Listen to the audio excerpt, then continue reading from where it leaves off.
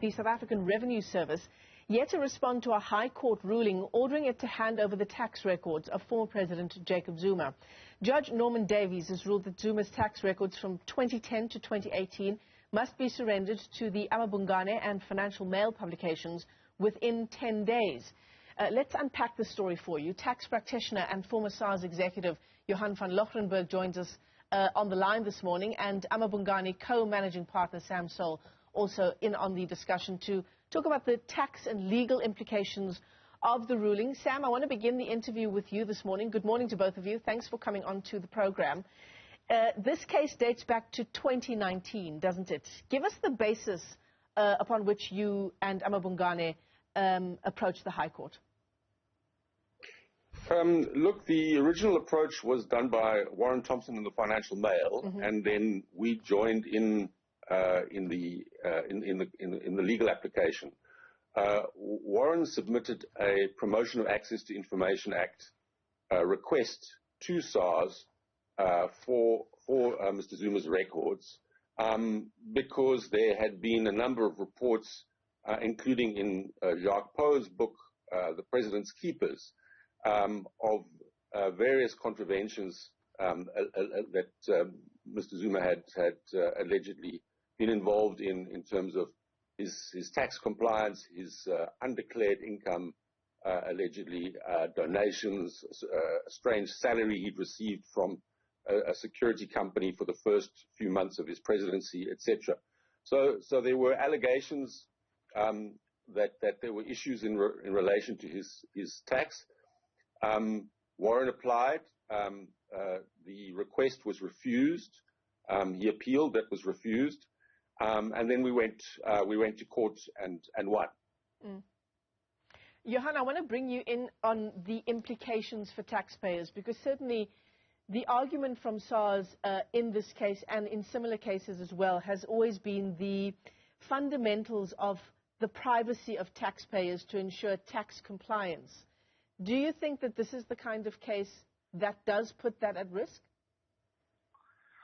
Yes, I should perhaps start by saying that I don't think this is the last say on the matter. I would hazard a guess that it will probably go to the higher court. I think the world trend has always been an element of sensitivity around the confidentiality of taxpayer information. And the question as to how keen taxpayers would be to make honest and full declarations regardless of the source of their income for tax purposes, if they know that there is a potential risk that this may become public knowledge for various reasons, whether it's commercial reasons or the source of the income or basic privacy. I think only time will tell if this decision is ultimately confirmed, and if it stands, what the effect will be on tax compliance as a whole. Because in a sense it would be groundbreaking, certainly in the developing states and even in developed states. Because as I say, the trend is to protect that information. Obviously, as you say, it would be groundbreaking if indeed it is confirmed by a higher court. But the most important thing here is the issue around public interest trumping privacy. And obviously that's not going to affect the ordinary taxpayer. Yes, Michelle, I wanted to say that that's the point. Go ahead, Sam. This is quite a narrow case. It's about where the PIA, the access to information provisions for mandatory disclosure in the public interest apply to tax information. So this ruling only applies where there's a clear contravention of indication of a contravention of the law, firstly, and where the public interest in disclosure clearly outweighs the harm occasioned by disclosure. So it's a balancing act that doesn't affect any old taxpayer. It affects only taxpayers where those conditions might be involved. The Jacob Zuma Foundation, Mzwanele Mani, responding to this High Court ruling yesterday, telling us that it's strange that the High Court went against a previous order by the Constitutional Court. He's talking about that 2020 decision regarding the issue around the Public Protector versus the SARS Commissioner subpoena. Johann, from what you know about the two cases, how are these two cases different?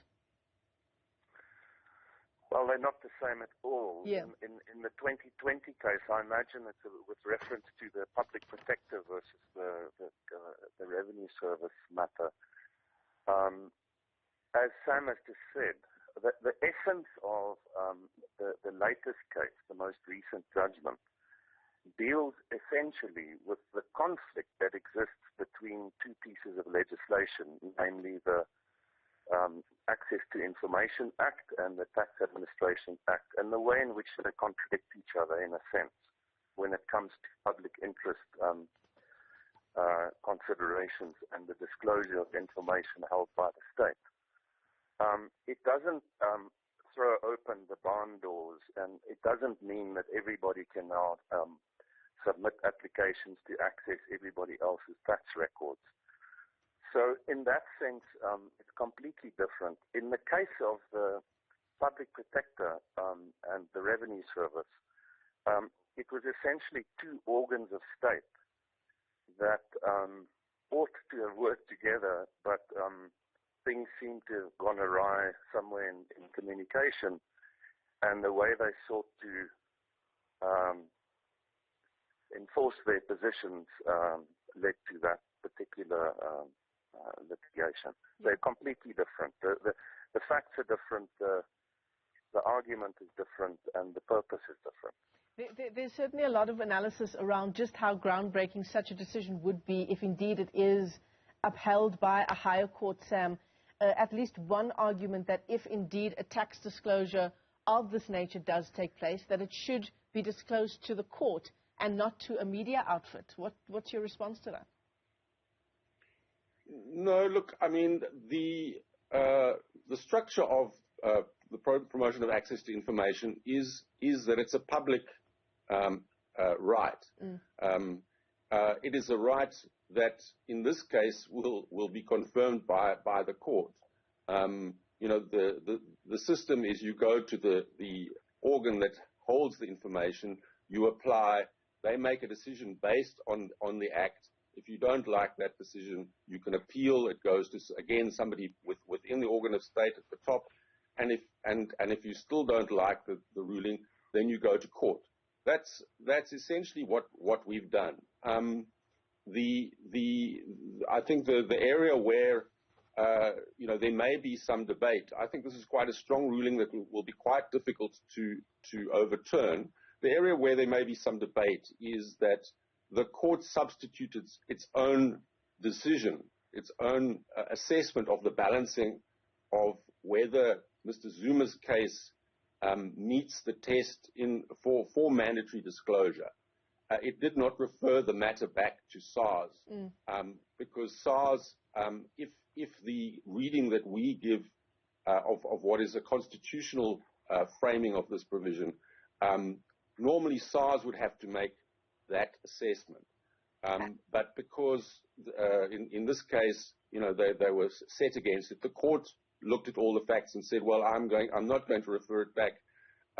I'm going to make the decision. Yes, you must disclose. Yeah.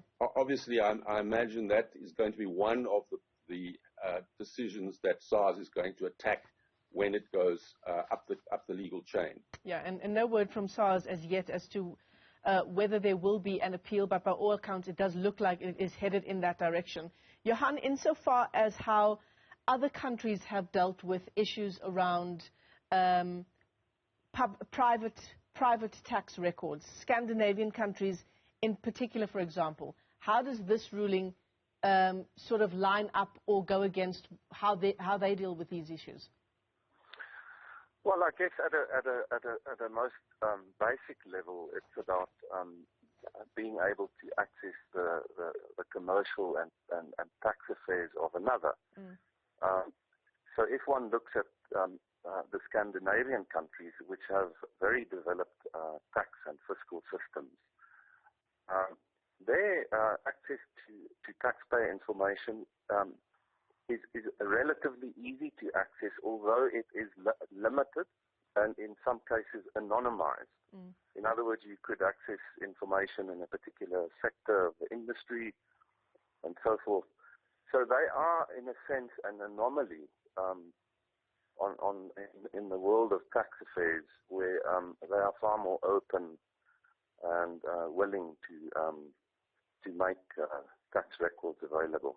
Yeah, very upon interesting. request. Very interesting, just to get some global perspective. Johann van Loggerenberg, Sam Sol, let me thank you both for your time this morning, and just point out to our viewers that the South African Revenue Service is yet to respond to that ruling in the High Court in Gauteng to hand over tax records of former President Jacob Zuma to those two publications, aMabhungane and the Financial Mail. That's set to happen in the next 10 days.